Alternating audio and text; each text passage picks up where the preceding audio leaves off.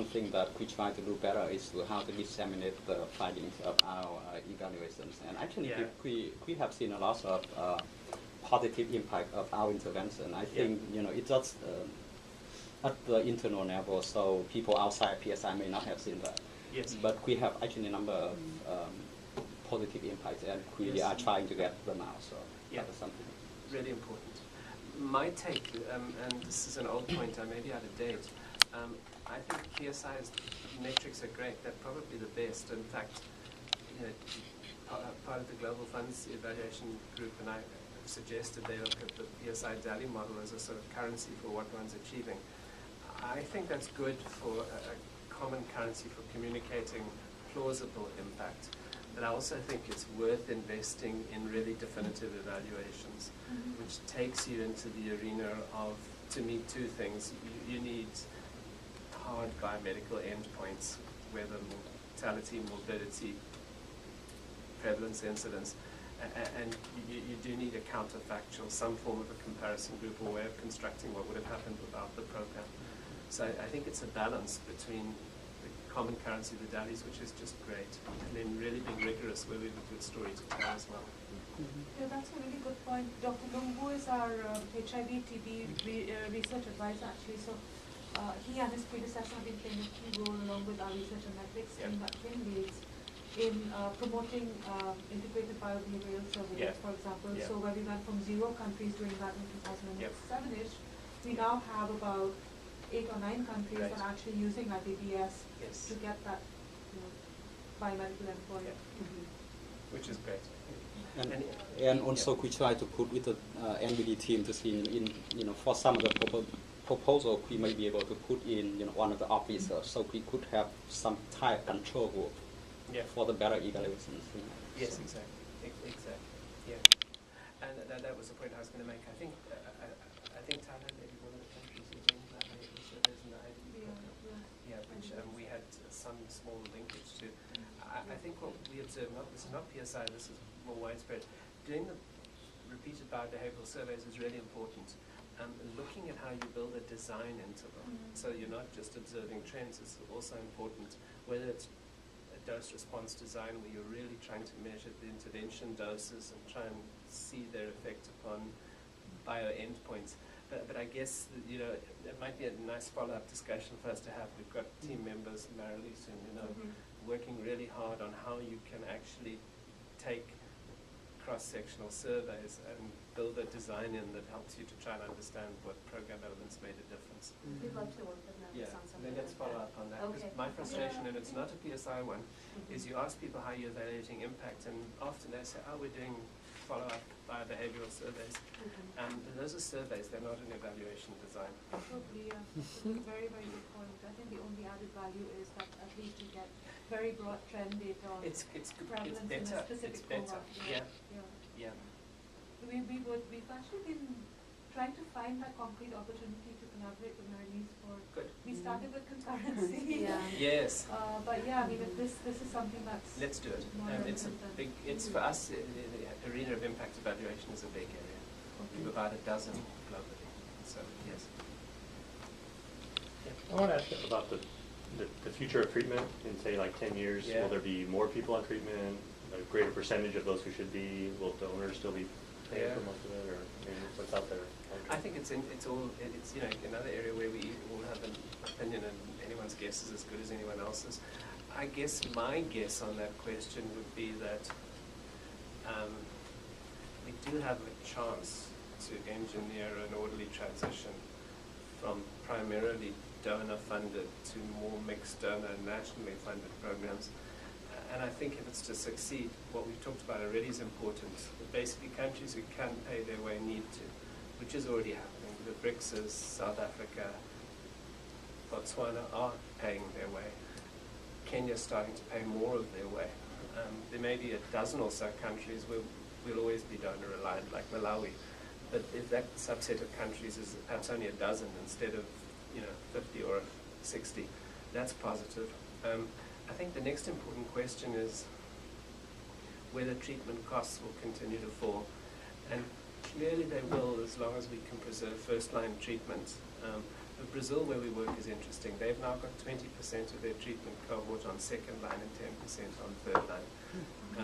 But remember, Brazil started with mono and dual therapy, so they were more likely to create resistance, although what I haven't been able to establish is how many of those people are still alive and account for the resistance. So it would warrant a study in itself.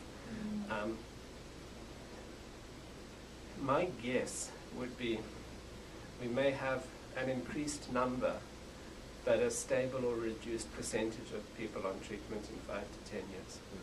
I'm not sure the percentages are going to improve as much as we wish. Yeah. What do other people think? What's the general view? I guess, just building on that, I had a question. We have a private, right now in Myanmar, seed fund for ARVs at cost, first line treatment at cost. We currently have a small number, about 50 or so clients, and we've finally gotten government permission to expand it a little bit more. I sense a great deal of reluctance in the donor community every time I mention the words self-sustaining and cost recovery when it comes to ARVs. And would be interested in the banks or your views on looking at a private sector model to make this happen in countries where there is a sizable segment of the infected population that can actually pay at least at cost. Or access insurance. Well, that's right, a point. Or insurance, I think that's a key point, is what your financing model might look like, whether it's an individual one, or whether it's a tax-based one, or whether it's a health insurance-based one, or whether it's a mix. But we would love to talk to you more about that as well, if that's an area. Sure. I mean, health financing is a really core area. Lady in the back had a question. My question is more about technology and the use of technology and health for health. And I was wondering, PSI has been doing some work with SMS technology as well as using the internet, social media, and places to reach people with our program. And I was thinking, what is the bank doing? What are you thinking? Do you think this is something that's going to continue to grow because of economic development in different places? And what is your department getting involved in that, and what kind of work are you doing? I think that's such a great question, and I'm grateful you asked it, because it's something I would have wanted to try to have flagged. And I think that without exaggeration, those of us who've worked, for example, primarily in Africa, have really been astonished by the incredible pace of progress in ICT in the last 5 to 10 years, and in the incredible leapfrogging opportunities we have. Kenya's a really good example.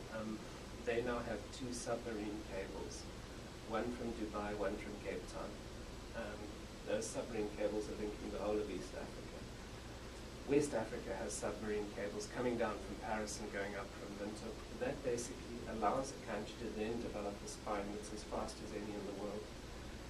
And what we are seeing in Africa already is incredible leapfrogging. South Africa has more cell phones than people. There's more than one per capita already. Kenya, you may know, has the largest proportion of mobile money in the world. It's got the largest mobile money industry in the world. You pay for crops if you're a farmer, you pay for fertilizer, you buy your groceries, you send your remittances. It's the largest in the world. And we have a lot of work in this area that makes us really think that it's going to be, we don't think we've made nearly enough use of it. Just a couple of small examples. In Tanzania, we were able to do a randomized trial that showed that just providing well-publicized SMS numbers for the public at clinics to report drug stockouts to a central database that then flashed colors and basically showed where the density of unavailable drugs occurred, reduced stockouts by about 72% within less than 6 months. So I think as governance and accountability tools, the potential is unlimited. You know the PEPFAR work on adherence. I don't think we've even begun to scratch the surface of the applications of ICT for health service delivery in Africa. That's really interesting. And we have a colleague, Mira Shaker, in the bank who's now working on this, and we'd love to talk more about it. Oh, we'd love to have her over for... Good. It'll be great. Just going to mention that Tanzania, our program has Maybe I wonder if you could talk about it if you know. About the Tanzania program much, they've been working on using the SMS technology for sales and tracking stocks and things like that, for condoms, perfume, and different technologies. But the interesting one about male circumcision is the Zambia example, where they use SMS technology for reminders, once you get circumcision, reminders about the time you have to come, things that you need to do to follow through. So there's a lot of exciting things that PSI is doing in a couple of countries. We also start using social media in places where the internet is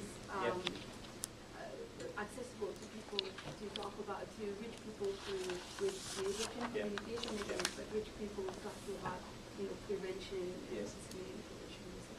So it's pretty exciting. Fantastic. Just another small example I wanted to give, which many people may know. Rwanda's entire health and information system is entered by mobile phone and uploaded straight away to Kigali now. So they've got smartphones, they've got simple applications where people can enter the data, which means they're getting their national health data on disease trends in real time. That's just amazing. When do we get that in America? Well, SMS came there first. Exactly. Have to bomb the CDC first. I was looking at some CDC stats, and I'm like, really? This is from like a year ago. Right. This is the best you can do? It's called CDC clearance. 43 drafts, not because it was so badly written by Well, maybe we'll have to get some STTA from Rwanda. But I think ICT is such a good point. David, I should have asked you this at the beginning, and I apologize that I didn't. No big Are deal. in fact being filled. Yeah, I saw Oh. it. I don't think it was from quite the beginning, so that's okay. Apologies for not sort of requesting it. I think that's fine. I think I saw it. Yes, thank you. And maybe disseminate internally. Sure. Okay, great. Thank you so much. Apologies for not asking you before. One other question about EPI. Yeah. Taking us all the way back to the beginning, and I think you alluded to this a little bit. Yes.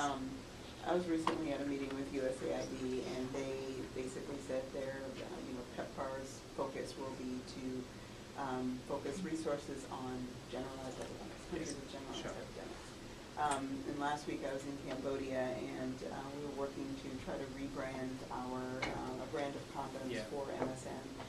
And one of our partners who manages the MSN organization pulled me aside and said, we're afraid that we're going to lose all our money. That's USAID through FHI. What are we going to do? And I explained to him this discussion that I had with USAID. Couple of questions related to that. When you were last here, I think you spoke about concentrated epidemics and how we need to the epidemic and follow the need. So I'm curious to hear just a little bit more about what's your reaction to PEPFAR, and then in kind of that direction. And the second part of that question is, do you think organizations like PSI have a role in advocating to governments to kind of reallocate funds or kind of take on a greater role in funding, which is what this gentleman was asking me in Cambodia. Anyway, two things I'm going to. So the first one was. The first one is. What is your reaction to kind of PEPFAR's, we're going to now focus on the generalized epidemics. We're kind of reshifting an emphasis that we had over the past 2 years on populations at risk, months as they call them. What's your reaction? Sure. I think that, first of all, unfortunately, I think what you say is completely true. It's not just true of PEPFAR. DFID is even more extreme in reducing their HIV focus to sub-Saharan Africa.